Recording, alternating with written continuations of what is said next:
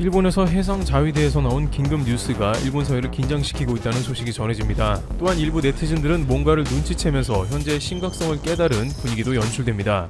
일본을 연달아 충격에 휩싸이게 한 사건과 이제야 깨달았다는 두 가지의 사안을 알아보도록 하겠습니다. 첫 번째, 해상 자위대의 긴급 발표. 우선 연인 일본에서는 유독 한국에 대한 비판 기사가 아시아 소식 헤드라인을 장식하고 있습니다.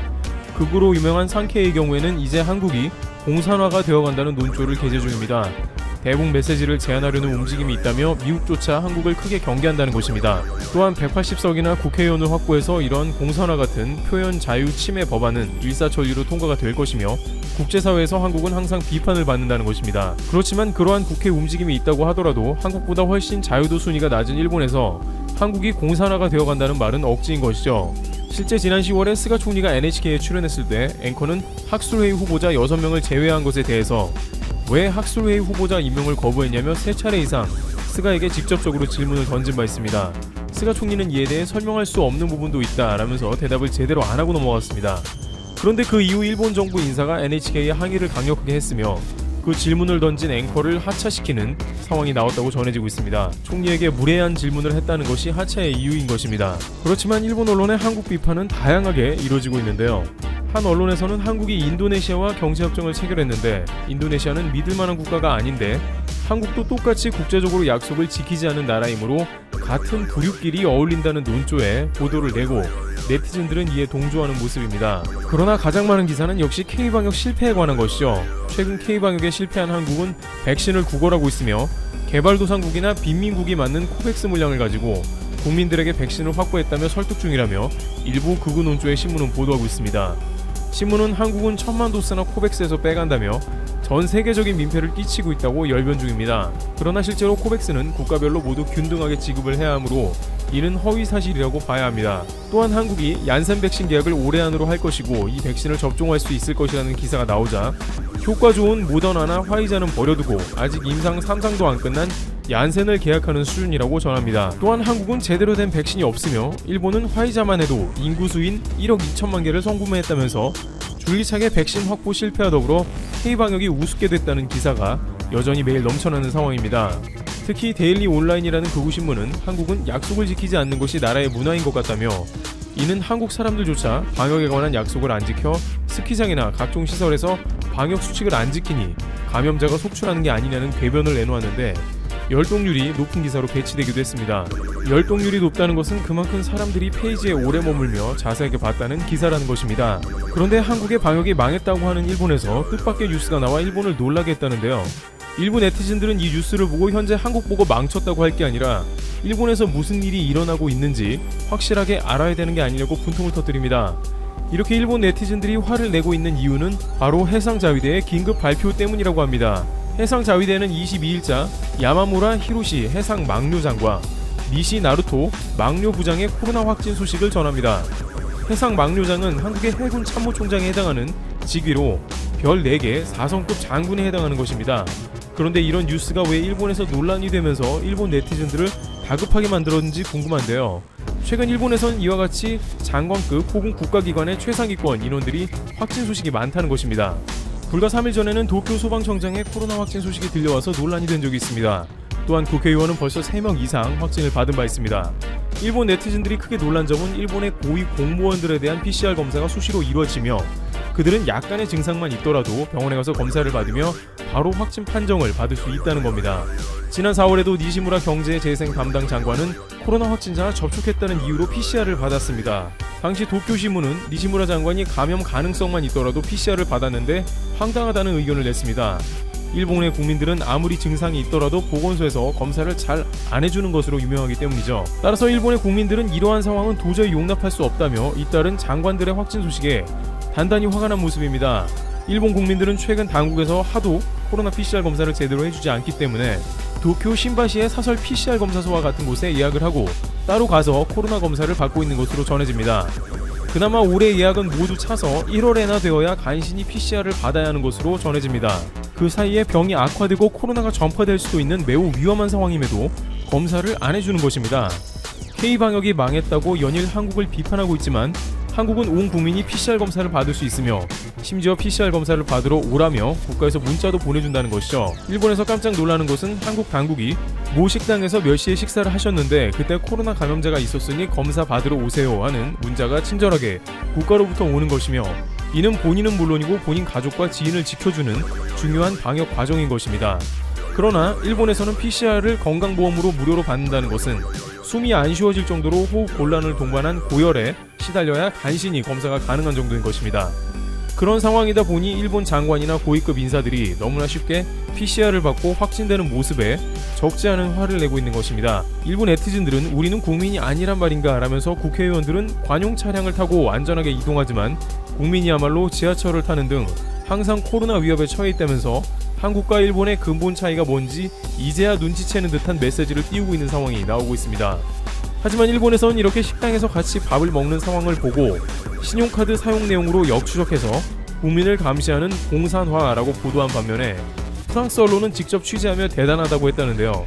프랑스 한 언론은 한국 서울의 식당에서 이러한 조치가 이뤄지고 있지만 이는 국민을 보호하는 조치라며 의견은 갈리고 있지만 방역이 가장 앞섰다는 서울의 현 주소에 대해 극찬하는 보도를 내보내기도 했습니다. 한편 일본 고위급 장관의 확진 뉴스를 보면서 시민들은 더 불안해하고 있는 점이 따로 있다고 합니다. 두 번째, 일본 시민들이 가장 두려워하는 것. 일본의 대중들은 이렇게 국가의 고위급 공무원들만 자유롭게 PCR을 받는 것도 불쾌한 일이지만 다른 한편에서는 일본 네티즌들은 연달아 고위급 공무원들이 줄줄이 확진을 받자 불안해하고 있습니다. 주요 포털에서의 댓글을 보면 한 네티즌은 해상 막료장이나 소방청장과 같은 고위직들은 대부분 독립사무실에서 일을 하고 있다. 그들은 사람들과 만나지 않으며 요즘은 많은 경우 비대면으로 회의를 하고 있는 것 같다. 그런데도 감염이 되었다는 것은 얼마나 일본에 코로나가 만연해 있는지 모른다는 뜻이다 라면서 현재 일본이 일 확진자가 3,000명가량이지만 비교적 보호를 받고 있는 고위급 공무원 확진자가 넘친다는 것은 일본의 확진자가 얼마나 많냐는 것이냐며 놀라고 있습니다. 그러다 보니 이러한 모든 난국을 일본에서는 단지 백신으로만 해결하는 게 아니냐는 의견이 나옵니다. 그러나 전문가들은 이러한 백신 해결책은 매우 위험하다고 전합니다. 백신 연구소에서는 화이자 백신이 성능이 좋다고는 하나 코로나 감염이 너무 많은 나라에서는 집단 면역으로 가는 데까지 얼마나 걸릴지 아무도 모른다고 전합니다. 막상 사람마다 항체가 형성되고 유지기간이 다 다르며 백신으로 모든 것을 끝낼 수 있다며 백신을 무조건 빠르게 맞춰야 한다는 생각은 위험하다고 전하고 있습니다. 따라서 일본이 계속해서 한국을 다양하게 비판하고 있지만 한국은 기존 해오던 대로 방역을 잘 유지하면서 최근 확산세가 누그러지면 백신 접종 양상을 관찰하며 차분하게 백신 접종에 들어가는 것이 바람직하다는 것입니다. 현재 독일은 백신이 나왔음에도 역대 최고의 속도로 확진자가 급증하는 상황에 있습니다. 또한 영국엔 변종 바이러스가 퍼졌으며 세계 각국에서 안심할 시기는 전혀 아닌 것입니다. 백신이 있다고 해서 마음을 놓으면 안 되고 최선을 다해 방역을 강화해야 하는 것입니다. 이와 같이 일본 최근 미국 정부가 여러 개발도상국가들을 상대로 대대적인 금융 지원을 제공하겠다고 천명하고 있습니다. 그 조건은 중국의 화웨이를 포함한 중국 기업들의 통신장비를 사용하지 않는다는 것을 전제로 하는 것인데요. 이에 따라서 통신장비 시장에서 삼성전자의 큰 반사 이익이 기대가 되고 있는 시점입니다. 월스트리트 저널의 보도에 따르면 미국은 중국을 대신해서 민주주의를 수호하는 국가들에 속한 기업들에서 제조한 장비나 하드웨어 등을 구입하는 국가들에게 수십억 달러 규모의 대출 등의 자금 조달을 제공할 계획이라고 하는데요. 미국이 직접적으로 경계하고 있는 것은 이 5G 통신장비 시장에서 과반의 점유율을 차지하고 있는 중국의 화웨이와 ZTE 등의 통신 기업들이죠. 이 5G 기술력과 점유율에서 앞서 나가고 있는 중국을 견제하는 것이 미국의 궁극적인 의도이고, 이 5G 통신장비의 보급률이 낮은 개발도상국가들을 상대로 중국이 이를 장악할 경우에는 미국이 추후에 5G 시장에서 중국을 누르기가 어렵다고 판단한 것입니다.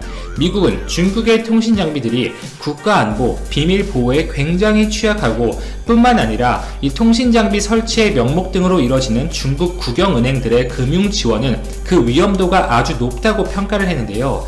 대표적으로 중국의 1대1로를 예로 들어볼 수 있겠죠. 1대1로에 참여함으로써 해당 국가는 단기적으로는 중국의 자본을 이용해서 자국의 인프라를 건설하는 데 활용할 수가 있지만 궁극적으로는 중국 자본에 대한 의존도가 높아지고 중국 경제에 종속될 가능성이 아주 높다는 것입니다. 부채의 함정에 빠진다는 것이죠.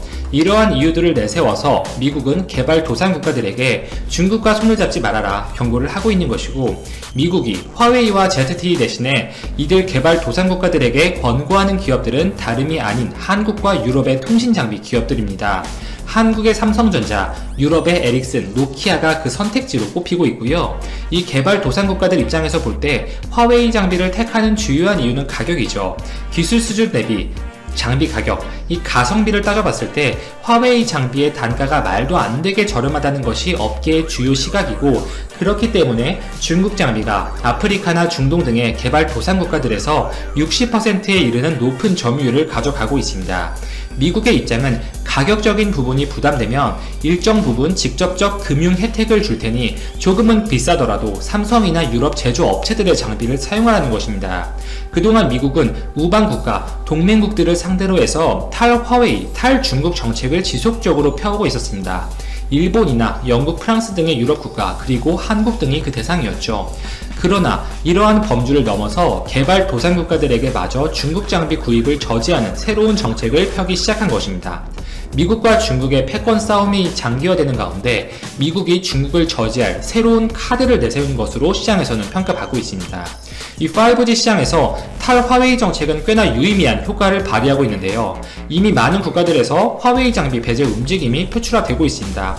영국 의회는 중국 화웨이와 중국 정부는 한통속이라고 언급하면서 영국 내에서 화웨이의 5G 장비 퇴출을 2025년으로 앞당겨야 한다는 보고서를 발표한 바 있었고, 일본의 경우에도 2위 통신사인 KDDI가 삼성전자와 2024년까지 2조 원 규모의 5G 장비 공급 계약을 체결한 바 있었죠. 두 기업은 지속적으로 연대를 강화하고 있고, 얼마 전에는 5G 네트워크 슬라이싱 기술 검증을 성공시킨 바 있었습니다. 뿐만 아니라 미국 통신업계 1위인 버라이즌과 삼성전자가 8조 원에 육박하는 통신장비 공급 계약을 체결한 바 있었죠. 이는 한국 통신장비 역사상 단일 계약으로 최대 규모의 계약이었기 때문에 우리에게 많은 충격을 줬던 것이 사실입니다.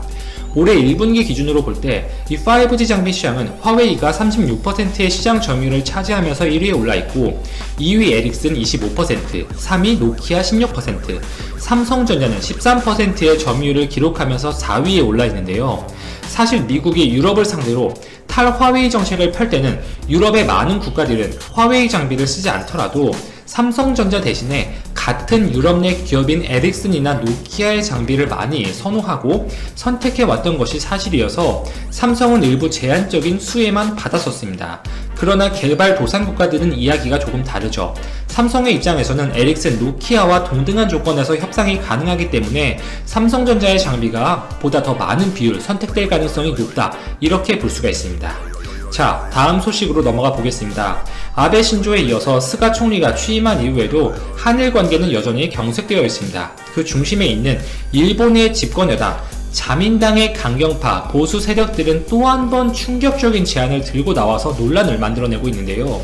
이 복수의 도쿄 외교 소식통에 따르면 만약 한일 관계가 개선되지 않고 이 대법원 판결에 따라서 압류된 일본 기업들의 자산 매각이 현실화될 경우에는 일본 역시 단교를 불사할 정도로 강하게 대응해야 하며, 도쿄의 한국 대사관 그리고 일본 내 삼성전자 지사를 압류하는 방안을 보복 조치로 요구했다고 알려졌습니다. 실제로 한국 정부를 대변하는 대사관과 한국 산업의 대들보격인 삼성전자, 이 상징적인 의미를 가지는 두 가지를 모두 타겟으로 하자는 의견이 나온 것입니다. 물론 현실성은 극히 낮은 일본 내 극우 세력들의 일부 주장이라고 보는 것이 맞습니다. 주일 한국 대사관은 치외 법권 지역이고 삼성전자 지사는 강제징용과 전혀 연관이 없는 민간 기업이기 때문에 현행법상 압류 조치는 사실상 불가능한 상황이죠. 터무니없는 발상이지만 일본 자민당에서 이를 요구하는 것은 사실로 받아들여지고 있고, 일본 정부가 이에 대해서 어느 정도 수준까지 검토했다는 것 자체가 이 징용 기업 자산 매각에 대해서 일본 정치권에서 얼마만큼 민감하게 반응한지를 보여주는 단적인 사례가 되는 것이겠죠. 실제로 이와 관련된 많은 보도들이 작년부터 나왔어요. 징용 기업 자산 매각이 현실화될 경우에는 한국에 대한 금융 제재, 일본 방문 시 비자 발급 중지 등이 언급된 바 있었죠. 그리고 일본 사회 전체에 또 한 번 혐한 분위기가 조성될 가능성이 높기 때문에 한일 관계는 정치권뿐만 아니라 국민들에게도 다시금 확산되어 이 한국과 일본이 거리를 두게 하는 또 하나의 계기가 될 가능성이 아주 높습니다. 또한 아베 신조 전 총리가 본인의 참의원 선거를 목전에 두고 한국에 대한 수출 제재 조치를 꺼내드는 등의 이 정치적인 재료로서 활용된 바 있었기 때문에 스가 총리 역시 한일 관계를 본인의 정치적인 이슈로 활용할 가능성이 아주 높죠. 스가 총리는 얼마 전에 야스쿠니 신사의 공물을 복납한 바 있었습니다. 직접 참배할 경우에는 한국과 중국을 자극시킬 수가 있고 외교적인 갈등에 빌미를 줄 수가 있고, 그렇다고 복납을 하지 않을 경우에는 일본 내의 보수 세력들을 자극시킬 수가 있으니 직접 방문은 피하되 공물 복납을 통해 이들을 달래기 위한 조치로 해석이 됩니다. 그리고 스가 총리는 관방장관으로 재임한 시절에는 단 한 번도 야스쿠니 신사에 참배를 하거나 공물을 복납한 적이 없었어요. 이번에 총리로 취임하자마자 총리 명의로 공물을 복납했다는 것은 본인이 취임 시부터 언급해왔던 아베 신조 전 총리의 뜻을 계승하겠다는 의지로 받아들여집니다. 스가 총리의 취임으로 한일 관계 개선에 좀 긍정적인 트리거가 되지 않을까, 이렇게 일부에서는 예측이 나왔지만 사실상 스가 총리는 이전 정권의 행보를 그대로 이어가고 있는 모습이고, 한일 관계가 개선될 수 있는 또 하나의 이벤트로 여겨진 한중일 정상회담 역시 스가 총리는 사실상 불참 의사를 표출했죠. 봉합되지 않는 한일 갈등, 여기에 더 나아가서 미국과 중국의 갈등이 격화되고 미국은 중국을 대항할 연합 등을 추진하고 있는 시점에 일본이 참여 의사를 표출했기 때문에 이 자리에서 중국과 대면하기에도 불편한 부분은 분명 크겠죠. 한반도를 둘러싼 정치, 외교적인 이슈가 상당히 복잡하고 누누이 말씀드리지만 현 시점은 한국 지도자의 현명한 판단이 절실하게 요구되는 시점이라고 생각합니다. 이상 즐거운 라디오였습니다. 여기까지 정리하고 오늘 방송 마치겠습니다.